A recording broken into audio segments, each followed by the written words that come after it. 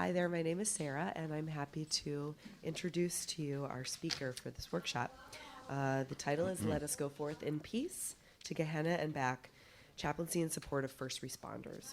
Father John Stephen Hedges is a licensed EMT, certified trauma responder, and a certified crisis chaplain. He's the senior chaplain with the disaster response team for the International Conference of Police Chaplains, does Red Cross disaster spiritual care. He's on the IOCC disaster frontline team, and he's the assistant pastor for St. Athanasius Orthodox Church in Santa Barbara, California. So thank you so much for being here and offering your expertise. Thank you. It is good to be here.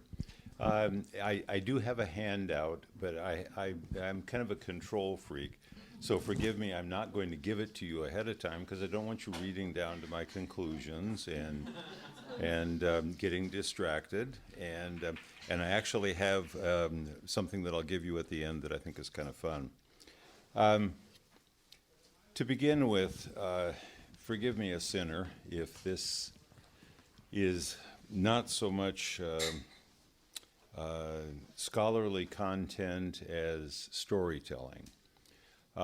For what I have to present has come to me in many ways in sensory fragments that still from time to time intrude and must be somehow managed, somehow, I won't say processed or any of those kinds of things, but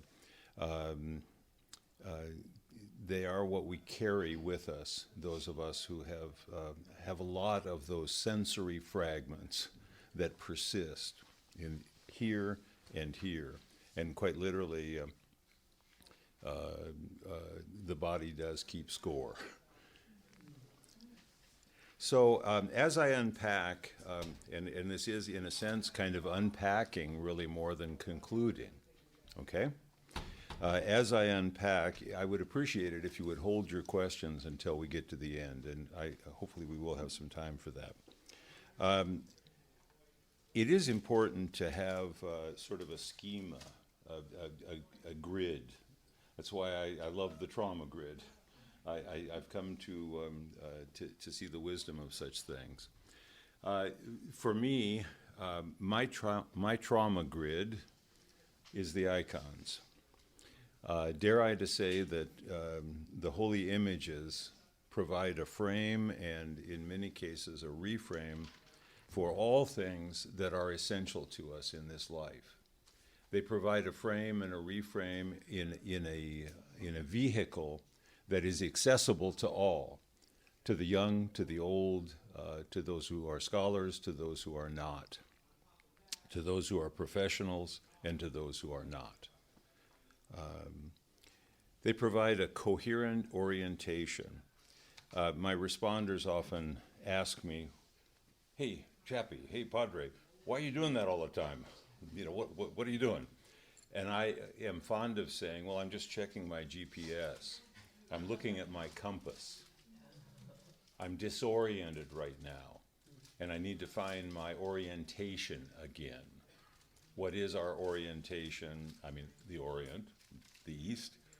And we find that when we connect, either with an icon or by crossing. Orientation is vital in the moment of trauma. You become disoriented in the moment of trauma.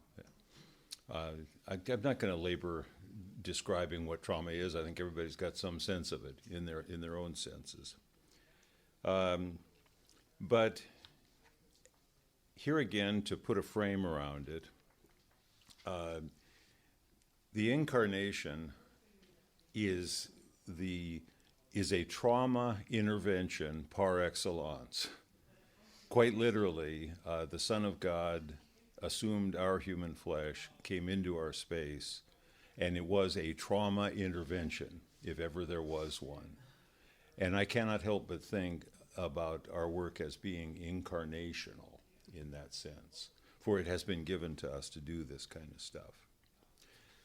At Mount Tabor, heaven and earth are revealed, connected The Lord is there. He is touching earth. He is between earth and heaven. And in the Divine Liturgy, we truly do greet the Lord at the high place. It is not, as I've often said, kabuki theater. It is not, we are not reciting lines as if in a play. And when the priest goes to the high place and says, "Blessed art thou upon the throne of the glory of the kingdom," there was one time when I did that and suddenly had what I can only call a very charismatic experience. I went, "Oh my, blessed art thou." I was speaking to him, not seeing him. There was no apparition, no vision. But yet I suddenly, in my heart, realized that this was not just a line that I was repeating. This was encounter that was going to change my life from that point onward. We behold him in the breaking of the bread. That line resonates across time. We behold him in the breaking of the bread. And like Peter on Mount Tabor, we blurt out stuff like, "It's good for us to be here. Can we just stay here?" Hey, I like it better here than out there. Can I just stay here with you in this place? We wish we could stay there.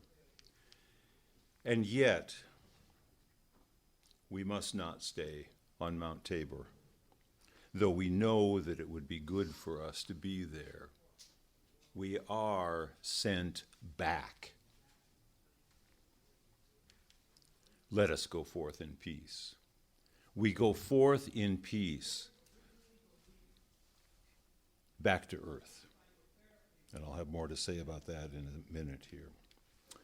A long time ago, in a galaxy far, far away, when we were in our journey on our way to orthodoxy, the archimandrite Lazarus Moore of blessed memory, who wrote a lovely book on St. Seraphim of Sarov and lots of other stuff, and incidentally was a real character. I have lots of Father Lazarus stories, which are just hysterical, but I won't go into all of them.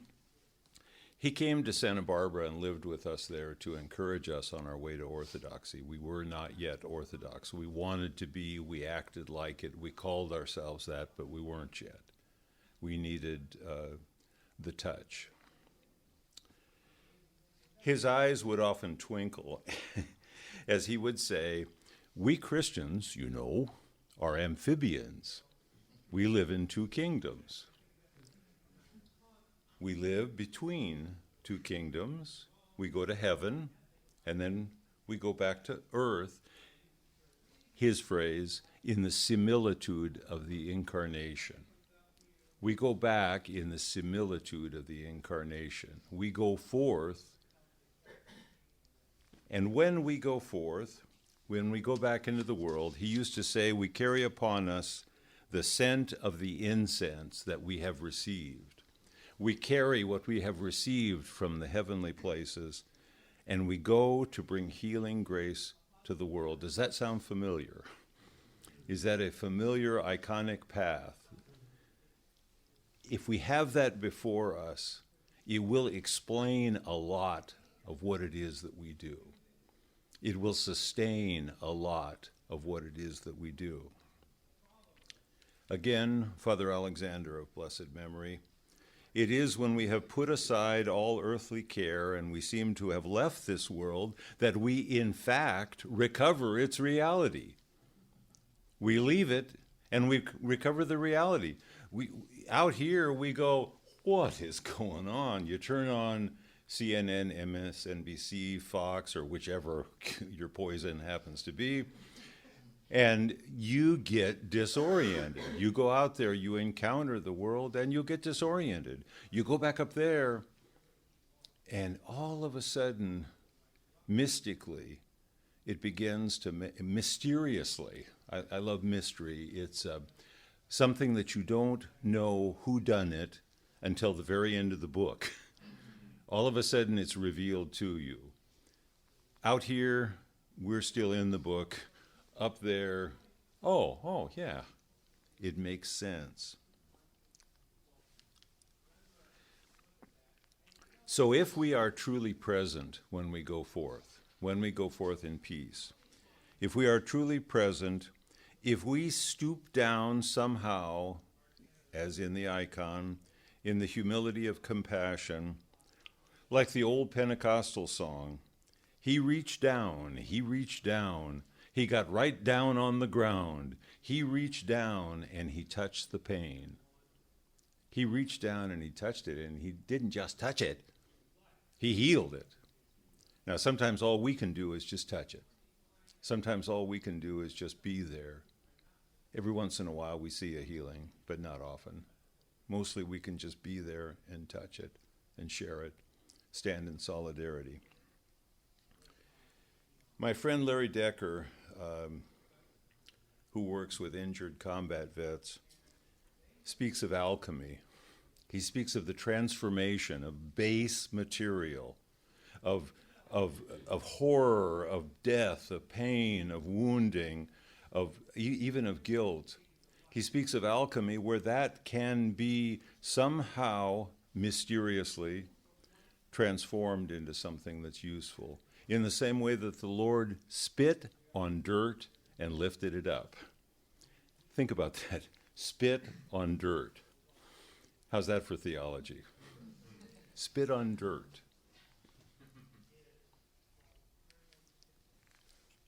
We are here because a fire of zealous love has been kindled within us. And from that fire of zealous love, we are kindled to love those that are around us. Not just those of our tribe, but our neighbors, our enemies somehow. As the blessed Herman of Alaska said, St. Herman said, "You cannot save what you do not love." Do we hold the world at arm's length, kind of like a dead rat that we're about to throw away in the trash can? Or do we somehow stoop down and heal the pain? Touch it and heal it. And there's kind of a tension that we Christians have, love not the world, neither the things of the world, and so forth and so forth. And all of those things are true. However, see that in the light of the incarnation. See that in him stooping down and healing the pain. You cannot save what you do not love. Okay, here's the tribe that I've come to love. Talk about a rowdy bunch of folks who somehow oddly I fit in with, and that's, they have names like Sarge, Doc, Gunny, Chief, LT, and they are a tough crowd to play to. You have to build trust, especially if you're going to bridge trust to someone else. If you are going to make a referral to other services, to others that are in the healing arts in one way or another, you have to have their trust before, and that trust takes a long time to gain, and it can be lost just like that. They can smell, forgive me, when you are BSing them. They can smell it from a mile off. They have meters, intuitions that we haven't got a clue about, and you have no way to bluff. Doesn't work. No sleight of hand. So, I at this point I could launch off and tell a story about everybody that's in that picture. These three that are here, particularly these two, when I first began to work in law enforcement chaplaincy, particularly the one on the far right, Harry Hudley, who doesn't have much hair. Harry would always go, "Stand over there, get out of the way, keep out of the way, keep out of the way, get over there, get over there, get over there." And then one night at UCSB, there was a riot between two fraternity houses. I mean, it literally was a riot. Bottles were being thrown, bats were being lifted up, and the two guys there and I were called to the scene, and it was probably 100 assailants on either side. And they had to jump in immediately and separate folks, and they weren't the folks weren't responding. And finally, Harry was down on the ground with a bunch of folks as he was trying to take one of the guys into custody, and he yelled, "Chaplain, help!" And I went, "Okay." And forgive me, but I jumped into the mix, not violating any canons of any kind. There was a little bloodshed, but I can't really accept blame for that blood being shed. And I didn't shoot anybody or anything like that. And we were able to get that particular one into custody. And the riot got calmed down, backup got there. And as we stood there, the guys are still on both sides, and I'm there with the cops. Some kid in the crowd goes, "What's the priest here for?" And and I'm out there pretty much like this. And I said, "Well, you guys know how the fire department has a Dalmatian for a mascot? Well, I'm the mascot for the sheriff's department." And everybody started laughing, and Harry did kind of what he's doing now. He held his hands up and he goes, "That is not why he's here. He's here to protect you, and he's here to protect us." And from that moment on, Harry and I have been best friends. And I've tried not to do him wrong, and he has never done me wrong. Love those guys. Absolutely love those guys. Forgive me, and it's mostly the atheists, the agnostics, and the Jews that I love the most for some odd reason. Why is that? So many of the Christians are kind of full of themselves. I have a meter too. I have sensors too that I react. One of my ER doc friends, this guy right here, when I first met him, he declared himself to be a secular humanist, atheist Jew. Said very clearly, and don't go trying to convert me, and don't. So, but then after knowing him for quite a while and actually riding with him, he was worked with EMS at that point, and he also was a doctor with Doctors Without Borders, and he had gone to Sudan and was just in horrific situations, which I won't relate. And when he came back, he called and said he wanted to talk. And talk was to weep together. That's all we did. We just sat there, and as we wept, I told him that Jesus wept. I said, sometimes this is all we can do. I have no answers for what you saw. I don't know how to fix the global conflict, but I can weep with you. He told me that MSF, Doctors Without Borders, says that what they do, and I have no French, but he didn't either actually. He said what they do is what they call témoignage. Who knows whether that's how it's said? I don't.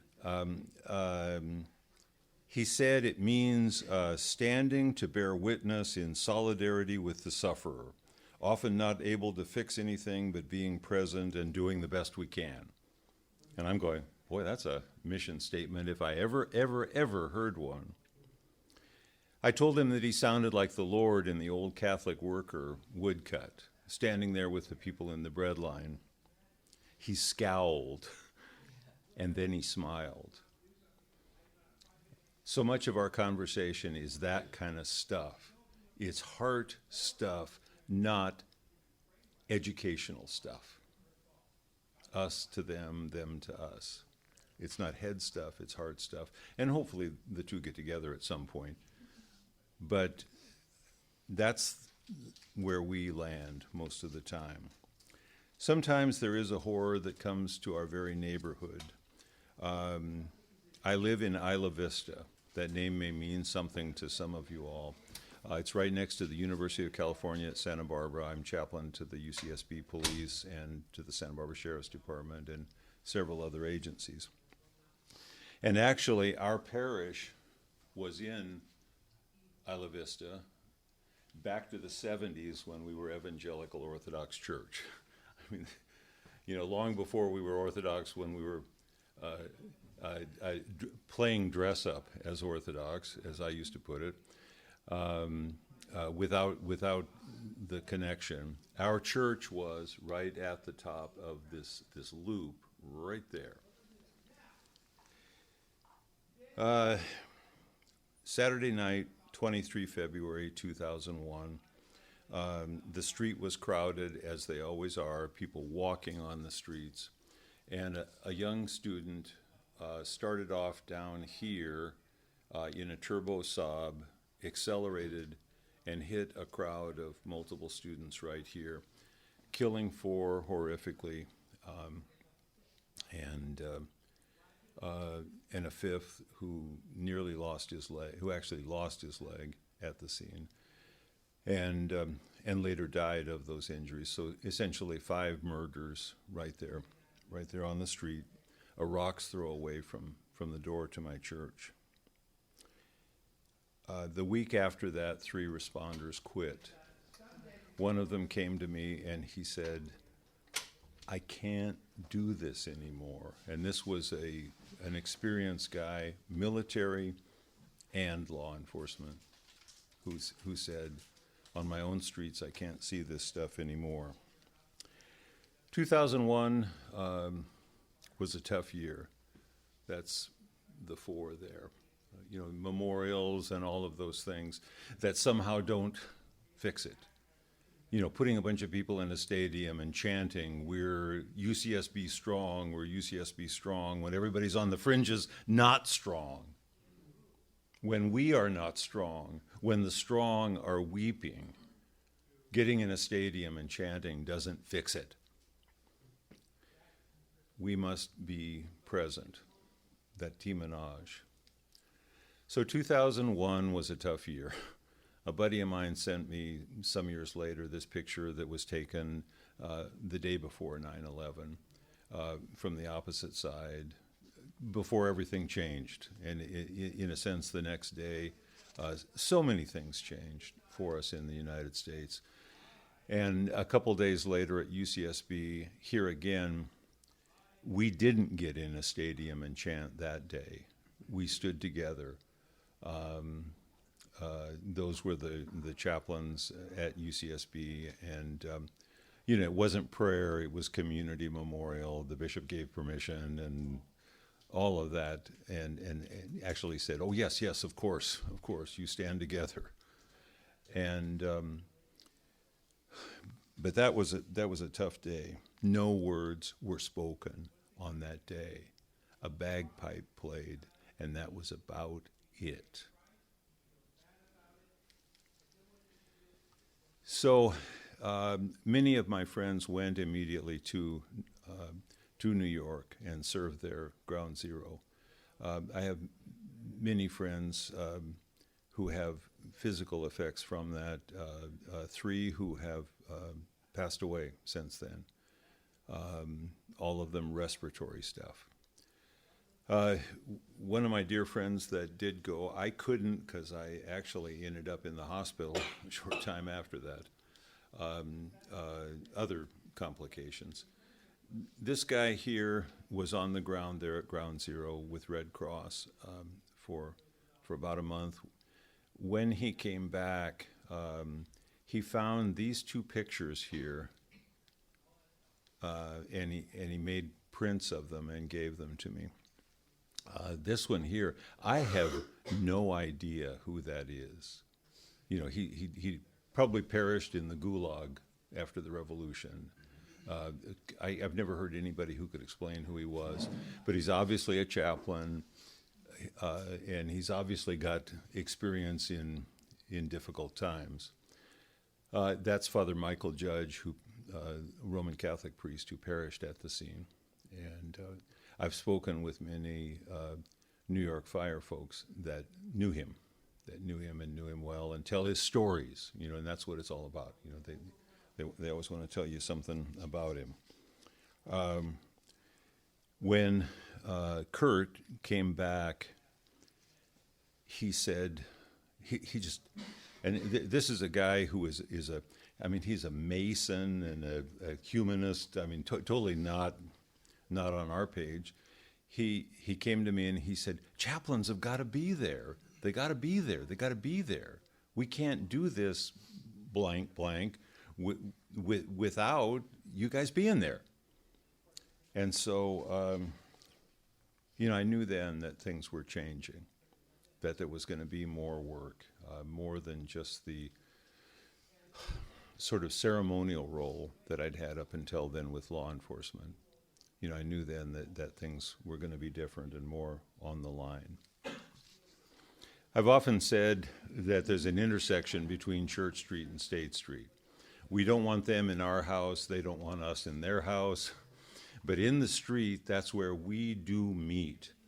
I gave the invocation at an inauguration of judges in Santa Barbara, in the People's Republic of Santa Barbara, which is one of the most secular humanist counties on the planet. And I turned to the judges and I said, there's an intersection between Church and State Street where we serve. Any of you guys have a problem with that? And the judges all went, yeah, that's okay. So if we presume that we can be there, and if we serve from the heart with some humor, we get to be there. It's not just about some org chart or some policy, at least the way I play it. Some of us cowboys, we work within our systems, even when our systems are very rigid. We do the best we can. We need to be there. September 1st, 2005, I was asked by the local Red Cross to work with them. And they asked me to deploy to Louisiana as a disaster mental health worker, even though I was not credentialed in any way for disaster mental health. But the local folks there that knew me wanted me to go in with them. And initially, Red Cross wasn't cleared to be down in the mix of things. So we worked at some of the mega shelters around Baton Rouge until I met this guy here who was the sheriff of Ascension Parish.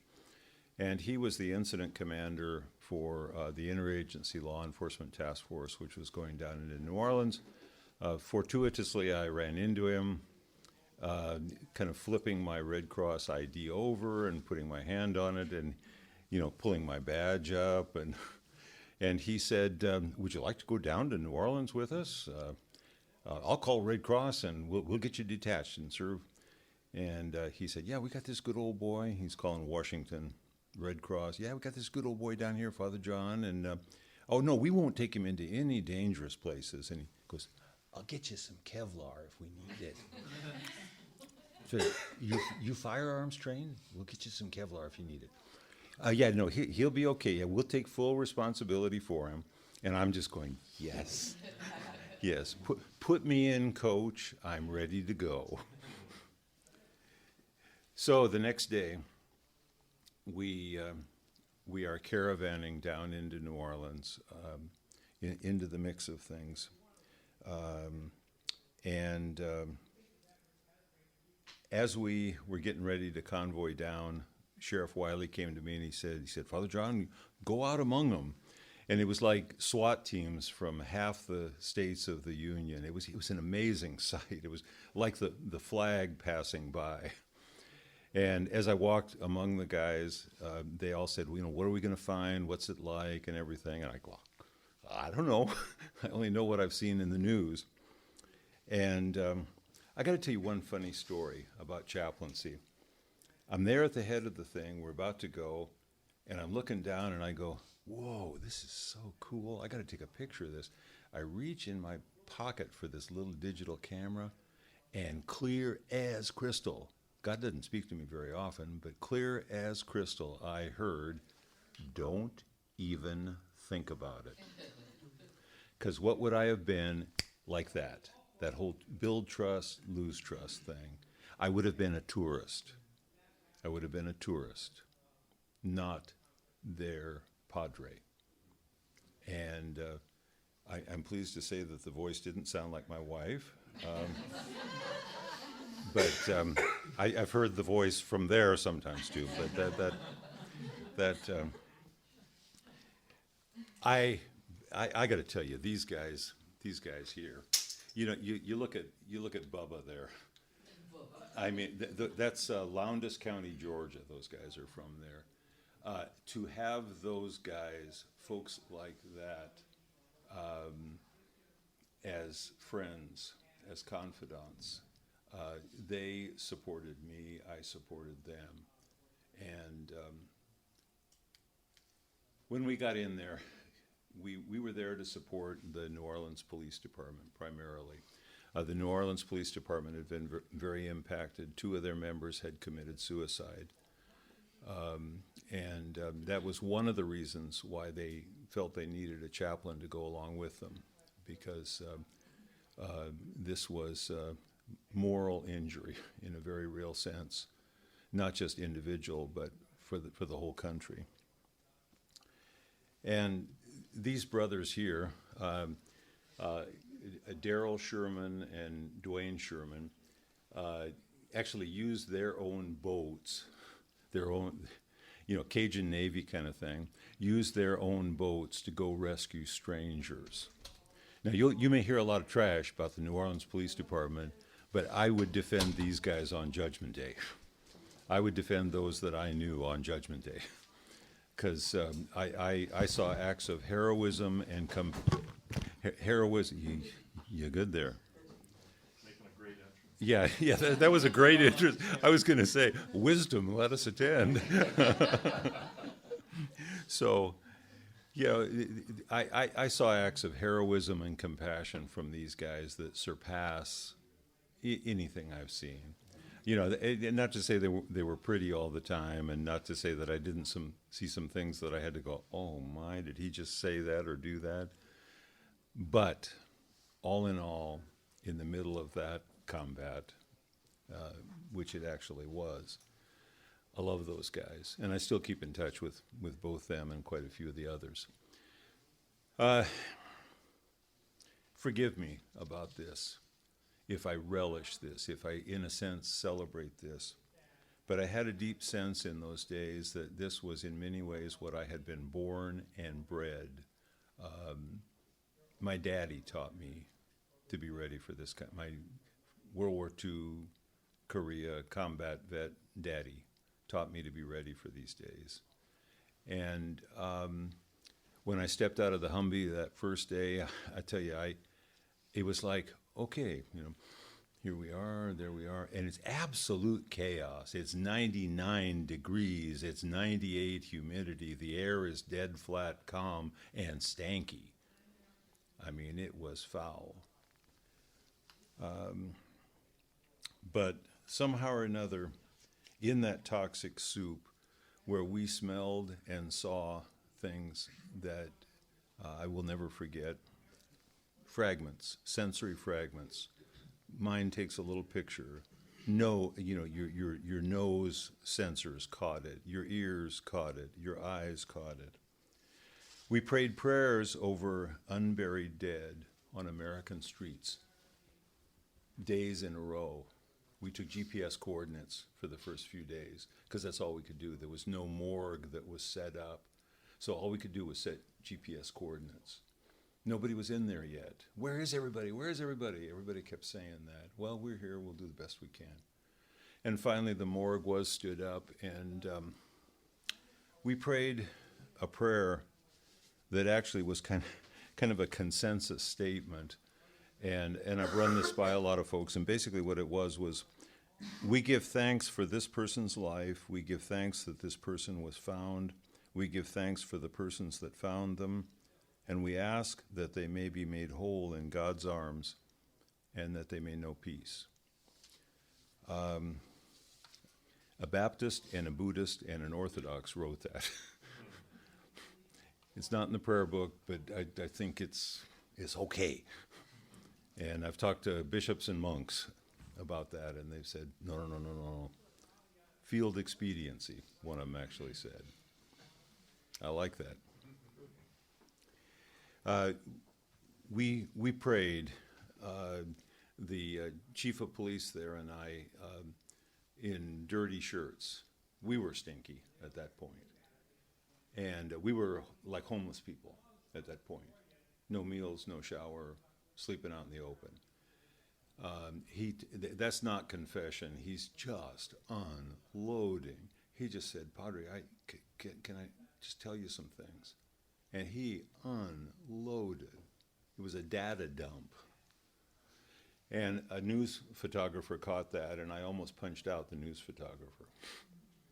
Snuck up on us, went click. We were done. I jumped up and I said, you give me that right now. You give me that. You give me that. And he goes, no, wait a minute. Let me show it to you. And he turns it around and he says, wait a minute, you need to see this. And I said, well, you did catch it. And in the years since then, and that's gotten a lot of play, actually, that's kind of what the moment looks like. It is that intimacy. Jeff Wynn there, the captain of the New Orleans SWAT, gunnery sergeant, 1st Gulf, came back, went to work for New Orleans Police. He and I still keep in touch a lot. And he wrote me just this year about the death of one of our guys that was on our crew. And he said, we churned the same battle dirt together. I remember you two looking like two battle-hard done theirs. It's the best compliment I ever got in my life, Father Sean. Looking like a battle-hard done there. We were angels with dirty faces sent by the saint of hopeless cases. And sometimes that is what we are. We are sent by the saint of hopeless cases, whether it's the Catholic one or our one, whichever one it is. We do not bring resilience. We don't teach when we're there. We're just there. Sometimes we get resilience. This sign was on the door of Harrah's Casino down there on Canal. The casino is closed due to inclement weather. Duh. Biggest hurricane that ever hit the United States. But this one here is the one that really cracks me up. It says, 8/30/2005, don't try, I'm sleeping inside with a big dog, an ugly woman, 2 shotguns, and a claw hammer. And over here, 9/4/05, still here, woman left Friday, cooking a pot of dog gumbo. And in my mind, when I saw that, I went, okay, resiliency, cooking a pot of dog gumbo. Got a metaphor here. Talk about a way of expressing it. I will never forget some of those things. We did laugh down there. We did cry. We were overwhelmed. But we were human beings who kept our dignity and encouraged one another to continue to do so. It's what us guys do. Not very long after, 4 months after Katrina, I was dispatched in the middle of the night to an emerging mass shooting at the Goleta post office. A disgruntled worker came back and had killed 7 other workers there. We did not know whether, the SWAT team did not know whether there were more shooters. Access was made very cautiously into the building. As it later became apparent, there was just the one shooter, and everyone was deceased at that point.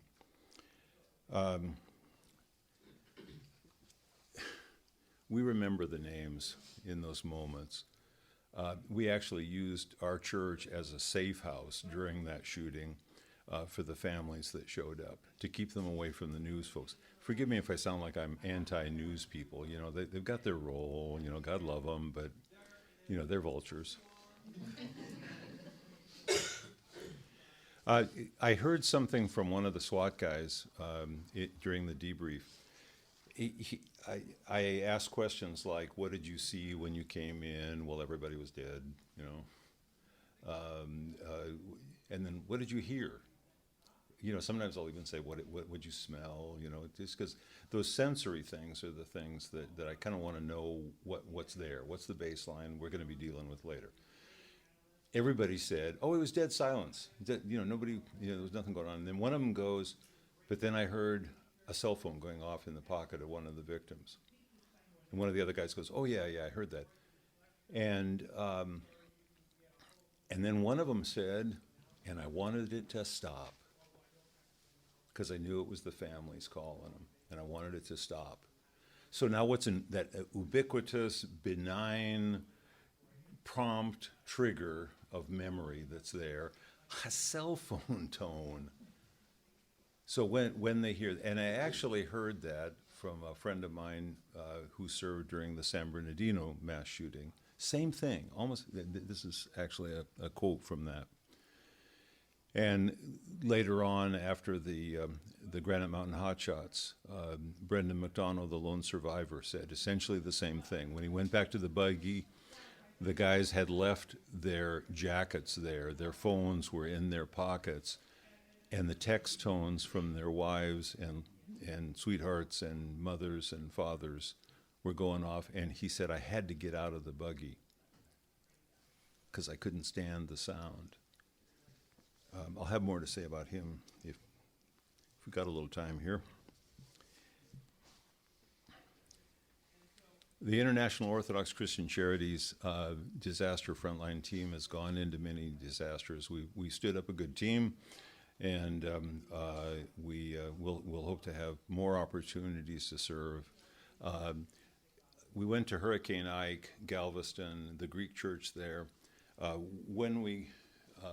was actually a little later on into it, but the doors into the church, into the nave, had been broken by the muck and the flood coming in, and the water actually went almost to the top of the altar.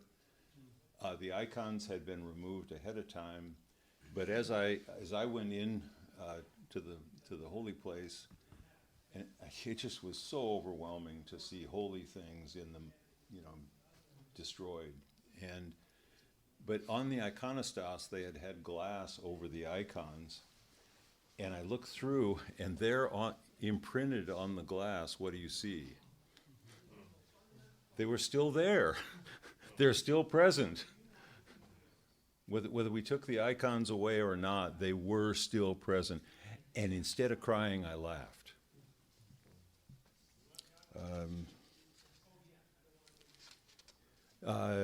2011, Joplin. Red Cross got called in there, 150 fatalities. Helicopter rolled up against the door of the emergency room, 1 mile wide, 6 miles long, 150 fatalities. We were called in to set up what was called an integrated care team, chaplains, physicians, psychologist or psychiatrist, and client caseworker to companion the families of the deceased. This always seems kind of like a setup to a joke. So a priest and a rabbi walk into a pizza place. Anyway, somehow or another, this actually worked. I mean, I was asked to be the lead on the team. My friend Tim Serban called me up and he said, "I can't believe I'm doing this, but I want you to lead the team." So get in there, and it's this, you know, Congress of world religions. I mean, it was just... But somehow or another it worked, you know, because we kept in our lanes and served as chaplains, not as whatever we were back home. Later we were called into the ice storm phase of Hurricane Sandy. There we went to Breezy Point, which is a sort of a blue-collar area of retired cops and firemen that had lost many of their own on 9/11. It was just devastated because of fire and flood. A fire broke out at one end, the surge came in the other. we walked through that debris field, and there was a lady that we helped carry the one thing that she salvaged from her completely destroyed home in a corner where the garage had been was one of her dining room chairs. Her sister lived across about a block or two away, and we helped her carry it over there. And it was in silence. It was one of the most sacramental, worldly things I've ever done in my life. You know, just accompanying this woman. There was an old cop who was there, who was raking through things, pulled up a molten piece of glass, and he said, I lost my wife to cancer last year, and this was a plate that we bought in Italy on our honeymoon 30-some years before. And he held it up and he went, now it's been turned into a jewel. And he held it like that. You know, again, the transformation of that which is base into something that can be very holy.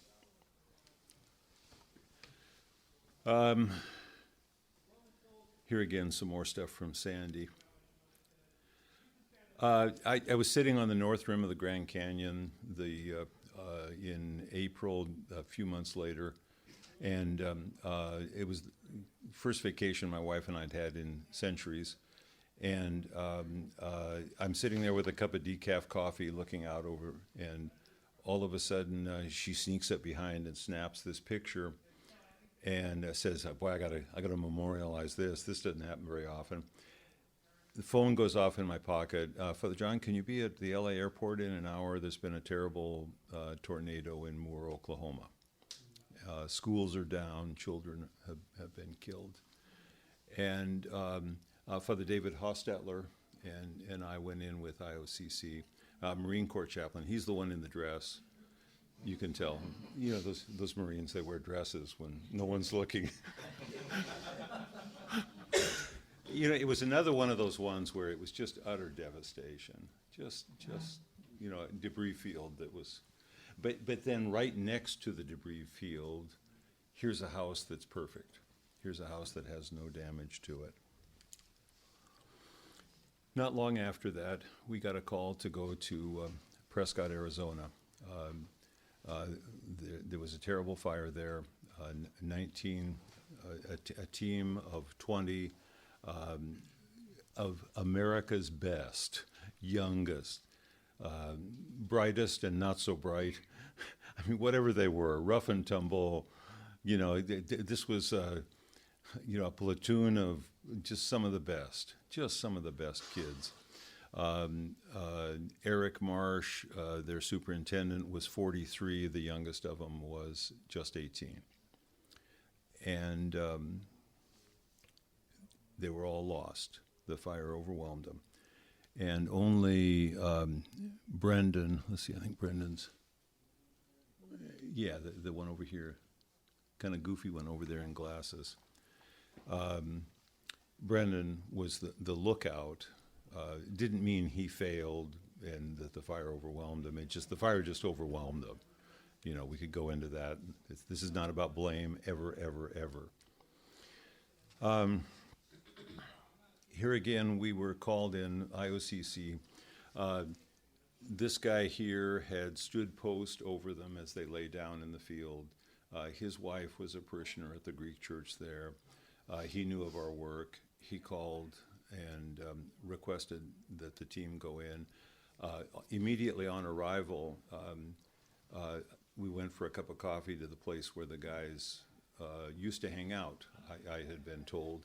And Amanda Marsh, if you've seen the movie Only the Brave, Amanda Marsh came running up to me and said, we've been waiting for you guys. You know, we all want to talk to you. And that's Brendan, the lone survivor. These are some of the rest of the folks here that had either been on the team or had loved ones on the team. You know, memorials. We don't always control them, but we've kind of got to be present there. Sometimes they're spontaneous. Sometimes they're very formal. as in the case of law enforcement stuff and fire stuff. There was a wall that was set up there. On the wall, I had written, "O Lord, as you walked in the fire like a shepherd among his sheep, bring them gently home." This one was tough. I called my sheriff from Prescott and I said, "This one got through my Kevlar. I'm wounded. This one's tough."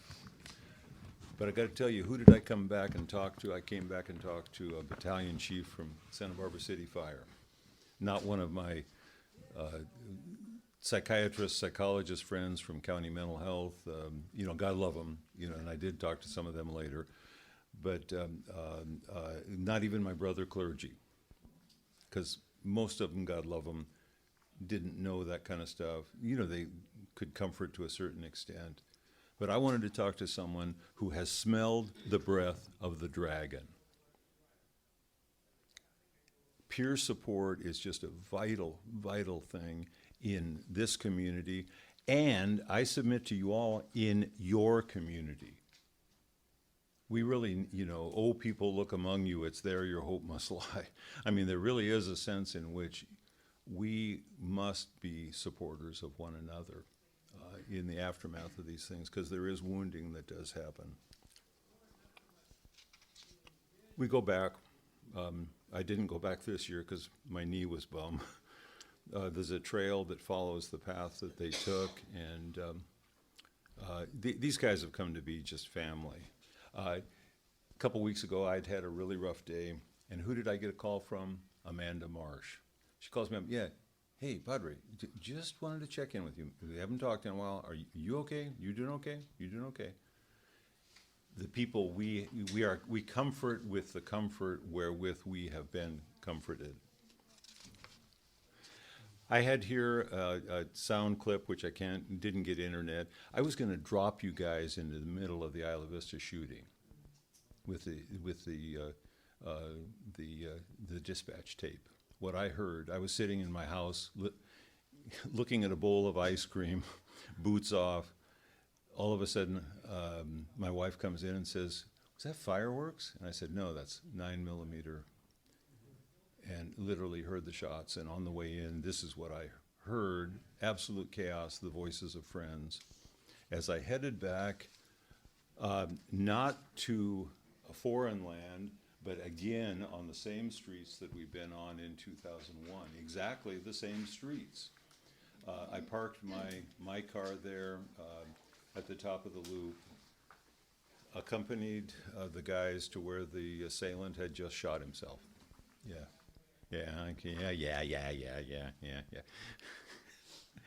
And you thought I was going to give you time for questions. You can interrupt me now if you want, anytime, in the final 5. When we got there, it was once again not saying anything, not really doing much of anything, but just really standing with the folks. The SWAT team asked me to bless them as they went to the house of the shooter, where they found 3 more victims. I had seen 4 of them on the way in. One of my cops told me something that just kind of broke my heart, made me feel good about what I was doing. He said, "When the shooting stopped, as we approached, I saw you out of the corner of my eye. I don't know why, but I knew we were okay." And, we were right there looking at the guy, heard the shots as we're running up to him, shoots himself, he's lying there. Not long after that, got assailed in my own house. Crazy story. I mean, this one actually is a case study in de-escalation technique. I chose to use it. I'm grateful to say that I didn't kill him and he didn't kill me. That's the bottom line on the whole thing. And I opened the door when he knocked on my door crying for help at 2:30 in the morning. And anyway, that's the door into my home. That's where it all happened. And a lot of Red Cross deployments. This was IOCC going down to to Hurricane Harvey, we were asked again by Red Cross because they were overwhelmed. They called on IOCC because they didn't have enough chaplains. So IOCC is really beginning to take a place.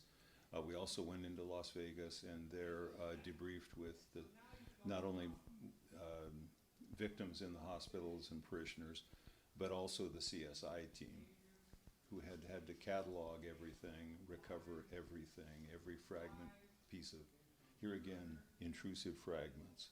They recovered things which they took pictures of, not only with cameras, but with their eyes.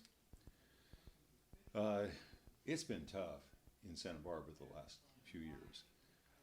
We had the fire and then the flood. This woman here, forgive me for rejoicing at a cremation, but the poor lady lost her house completely. She gets there, she's raking through, we're trying to help her along. The only thing she finds is an urn that held the ashes of her father, ashes within ashes in this little ceramic urn. And I went, Lord, this isn't our usual funerary custom, but somehow or another, thank you. Thank you for helping us find this. Not long after that, the flood. This was actually the first disaster I ever responded to in 1969 on the same street. A mudslide that happened on the same street. I got there and it was kind of like, oh my. This time, it's what the Japanese call a yama tsunami, a mountain tsunami. The tsunami comes not from the ocean up, but from the mountain down to the ocean. We lost too many. Two, Lydia and Jack down here, have not yet been found. This was personal. This was local. Another Red Cross deployment. This time to Mexico Beach, Panama City. The Paradise Fire. Paradise was lost, literally. Just sadness. When the 85th set of remains was found, I was sitting in a truck with with a paramedic. I said, I am done. I got to get out of here. Saw movement at my right. Here was an absolutely perfect 4-point stag right next to me. Walks up like the Hartford buck, goes, walks on, and there are two does right behind him. And Trinitarian that we are, I went, wait, 1, 2, 3, what am I seeing? What's going on here? And I started laughing again. Every once in a while, I had a turkey MRE. I don't know whether you saw that there. On Thanksgiving, that's what we had. We had the dive boat fire Labor Day here just a bit ago. I had just had my knee done and got called in to that by the sheriff. And I saw strong people absolutely collapse. The Coast Guard commander there came up and wanted to talk, and she just went, will you? And she just collapsed. And this is a leader of men and women, remarkable person who I'd seen her work. It's so often personal. The borderline nightclub shooting, I had been in an active shooter training with the one fatality there. These are students that I have known who have either suicided or been killed. The homeless, that's a whole nother MFI, MCI. That's the wall in my office where I remember the dead. Most gifted psychologist that ever was, Dr. Pete Linneruth in Iraq, pulled countless back from suicide, came home and took his own life. Now, 22 per day, almost 1 per hour. We got a crisis on our hands, and it's us, not just them. Again, Timonage. I could go into all the, one of my cops sent me this, what doesn't kill you gives you a lot of poor coping mechanisms and a really dark sense of humor. If I would have known I was going to last this long, I would have taken better care of myself. Self-care is a whole nother thing. Please help me. Help me. I often talk about carpal tunnel of the soul. We have a repetitive stress injury of that which is meant to serve with, it becomes painful. Be mindful and not mindful. My dog is more mindful than I am. I give this card to people in the field, and I've got some of them there if you want one of these. It's in case of emergency, here's how to cross yourself. When I come home, I take the long way home. I don't go right home. I don't come home and dump everything. I take the long way home. Most blessed Theotokos, open unto us the door of thy compassion.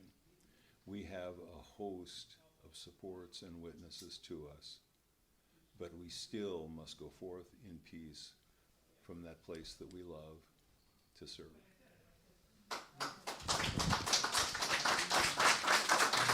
Thank you. So, Father John, I just want to thank you so much. I mean, this is, it was an incredible presentation.